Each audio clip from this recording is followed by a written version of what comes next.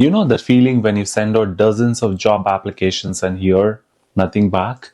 Frustrating, right? Or maybe you have just arrived in Canada thinking, I have experience, I've got the skills, so why is nobody calling me back? Well, I've been there and I've learned a few things along the way. Today I'm going to share some of those tips and tricks on how to crack the Canadian job market, whether you are a newcomer or someone struggling to get next big break. Because if you don't get this right, you might waste months or even years stuck in the same spot.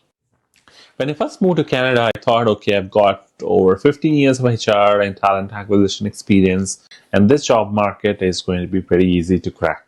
And I've started slowly realizing the reality of this job market. My resume went into kind of a black hole. I went from managing hiring for thousands of people and to struggling to get my foot in the door into the field that I decided to get into. And it felt like starting all over again. And I remember this one time, after yet another rejection email, I wondered, is all this experience worth anything here? And that's when I realized the Canadian job market has its own rules. And it's not about how many degrees you have or how many years you have worked back home. All that matters is how you fit into their system.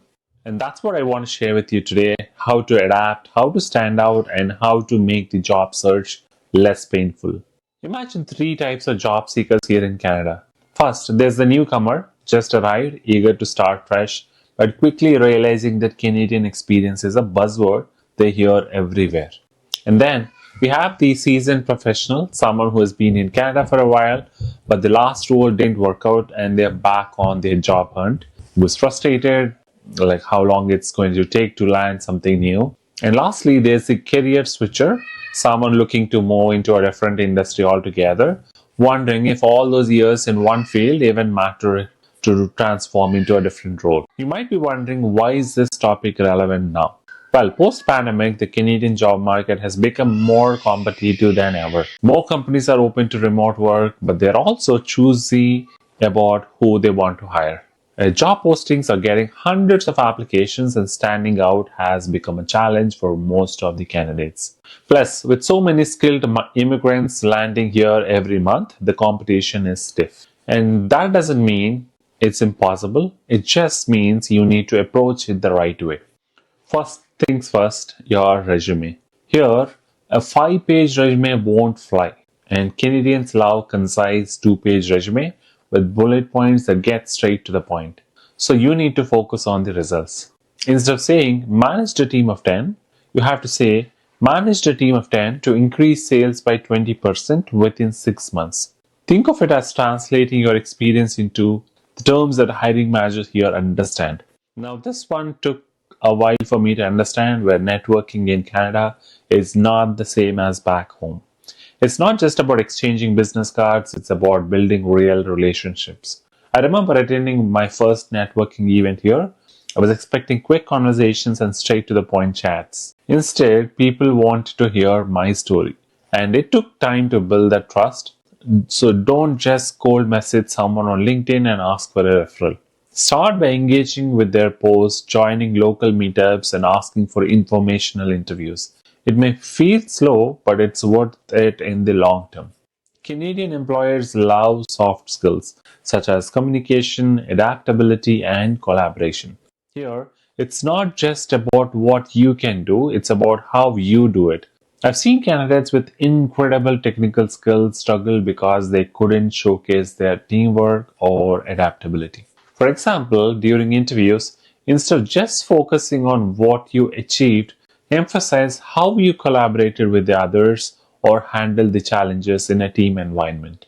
It's a shift from the me to the we, something that isn't always emphasized back home.